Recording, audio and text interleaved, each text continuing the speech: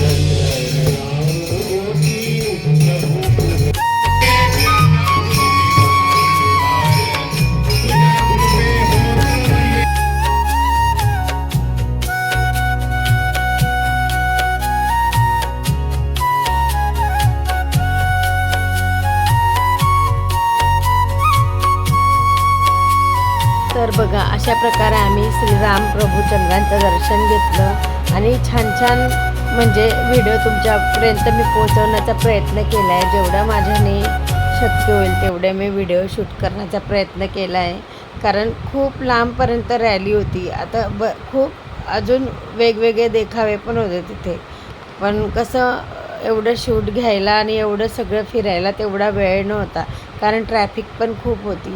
आता हे बघा, हे कोळी गीत यांनी सादरीकरण केलं होतं. हे पण खूप छान होतं बघा. यांच्या चेहऱ्यावरचे एक्सप्रेशन बघा, यांचा डान्स बघा. म्हणजे किती सगळ्यांनी तंतोतंत अशी मेहनत घेतली होती या कार्यक्रमासाठी, जास्तीत जास्त चांगला कार्यक्रम व्हावा म्हणून. तर कसा वाटला व्हिडिओ तुम्हाला? व्हिडिओ आवडला असेल तर व्हिडिओला लाईक, शेअर, सबस्क्राईब नक्की करा.